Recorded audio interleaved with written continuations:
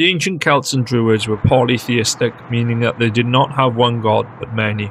Some of the most important gods and spirits to the Celts were those that inhabited bodies of water. They believed in gods and goddesses of the water, and even individual lakes and rivers had their own gods or spirits. All over ancient Britain and Wales, the Celts made offerings to these gods. Evidence for this can be found in places like Craigellyn in Regos, Llyn Cerrig Bach and Ynys Môn, and the story of the Lady in the Lake at Llyn y Fan Fach, Llangadog. Over the course of millennia, through the passage of conquest, Christianity, and contact with foreign peoples, belief in these gods has been lost. But we can still find out who some of them were. Some stories are passed down through folklores, and others can be found in the names of places. So, who are the gods that we know of? The first one that we can pinpoint with some accuracy is Agrona. Agrona is a female river deity. The name is a reconstructed Proto-Celtic name, and through time and mutation, the name in Wales has changed to Aeron. Yeah, as in Aber Aeron and the Aeron River. I know some Welsh speakers would be quick to point out that Aeron means berry in modern Welsh, but the name of the river is much older, and thus we can conclude that the goddess was the source of the name. The name also has a parallel in Scotland. The southern areas of Scotland historically belonged to a Brythonic kingdom called Strathclyde. They spoke a language similar to Welsh. In this region, you will find a place called Aeron. Middle Welsh translations of Aeron give the meaning as battle, slaughter, or carnage. Given this information, I think we can assume that Agrona Aer or Aeron was a goddess of war, similar to the Greek Athena.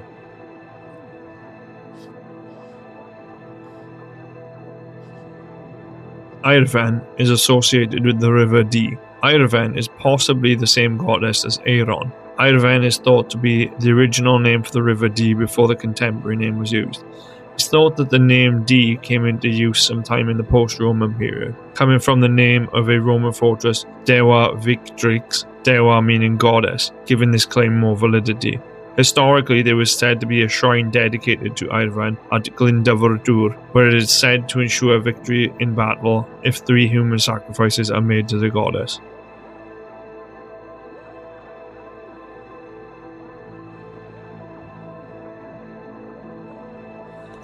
The River Clwyd in North Wales is possibly named after a goddess.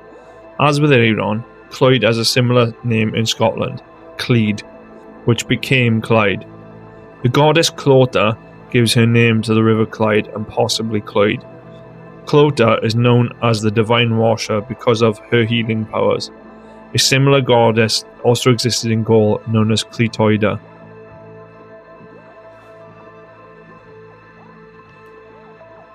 Do you have a son called Dylan? Well, you may have unintentionally named him after the Welsh god of the sea. Dylan Eildon is a character mentioned in the Mabinogion, whose name translates to Dylan the Second Wave. When Dylan is born, he is baptized in the sea. Immediately upon his baptism, he takes on the characteristics of the sea, as if he has become one with it. In the tale, Dylan is killed by his uncle Govanon, and it's said that the clamour of the waves is the sea's expression to avenge his death. The story of Dylan in the Mabinogion has some elements of Christian traditions, such as the baptism. This is because the story was written down by monks and clergymen. Pagan elements of the story would have been changed over the course of time to make it more acceptable and digestible to early Christians. If you want to go and see Dylan or visit any sites attributed to him, head to North Wales. You can visit Craig Dylan, Dylan's Rock, offshore to the north of St Bruno's Church in Llanog Fawr. The rock is said to be the grave of Dylan.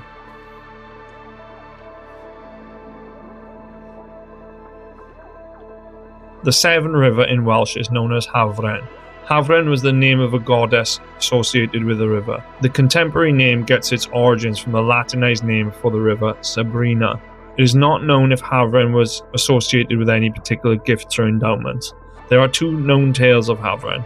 The Welsh story says that Hafren is one of 3 daughters of Plynlimon, and the daughters were told to find their way to the sea, and on their course to the sea, they became the rivers Gwy, Hafren, and Rhydol.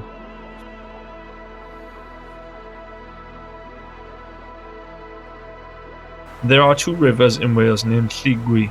One is in Betws and the other one flows from Llanginllaw, Powys into England and is known in England as the River Lug. The name of the River Lug, or Llygwy, probably pays homage to another Celtic god, this time one found all over Europe. As I could find no direct translation of the name, I believe this river is named after the pan-Celtic god Lugh. Lugh is mentioned all over Western Europe, from Scotland, Ireland and Wales down as far as Portugal. Lugh is a warrior god, a skilled craftsman and sometimes a saviour. Imagine Thor and Jesus as one.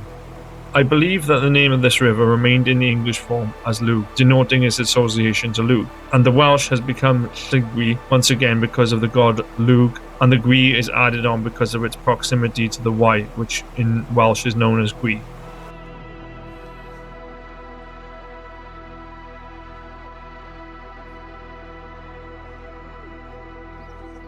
The river Neath likely has an association to a god. The Romans knew the area as Rydym.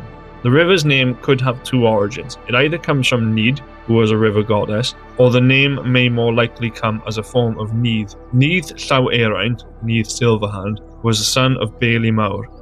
In the Mabinogion, he is the ruler of all Britain, whilst his brother Llefelys is the ruler of Gaul. Neath seems to have similarities with the Irish Nuada Eirgetlam, who was also known as Nuada Silverhand. Nuada is a god of weapons and magic, so the origin for Neath could be a pan-Celtic one. I suppose that it's also not possible the river could be associated with both Neath and Need. Neath is also the father of Gwyn ap Neath, who is Brenin y Tolaeth Teg, king of the fair folk and ruler of Annwn, the Celtic otherworld. A supporting factor to this idea is that Porthorogov lies very close to the beginning of the river Neath. Porthorogov is the entrance to Annwn in folklore. Although that is all the information I can give you for singling out and identifying specific gods, there are other ways to locate the sites they may have been worshipped at.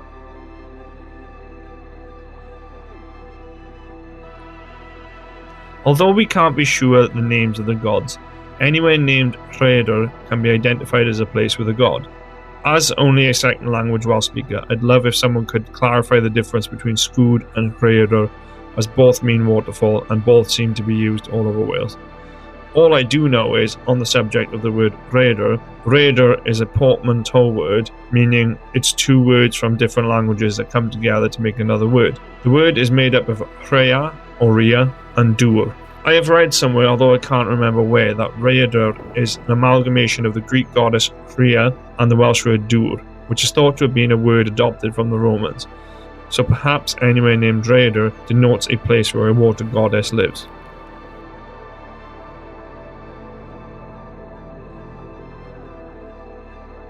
Healing wells have always been sacred to every culture all over the world, and the Celts were absolutely no different. Take for example the city of Bath in England. The Romans built baths there because they felt the power coming from the springs. The Celts worshipped a goddess there called Sulis. Then the Romans came and adapted it for Minerva.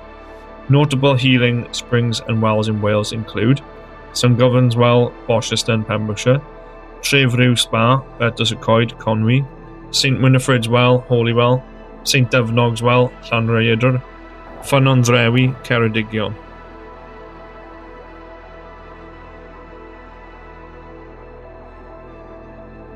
And lastly, another way to identify sacred sites are places where offerings have been made. As I mentioned at the start of the video, Llyn Cerrig Bach on Ynys Môn and Craig y Llyn in Rhugos. Although we will never know the extent of the pantheon of Welsh gods, it's a fun little exercise to try and explore these ideas, and I hope that one day we will know more. I'm still hoping for a day that one day a dusty old book comes out of someone's attic or basement or something with all this information that we just never knew. But for now, we'll have to make do with what we do know, and we can only speculate. I hope you enjoyed the video, and please subscribe if you like my content.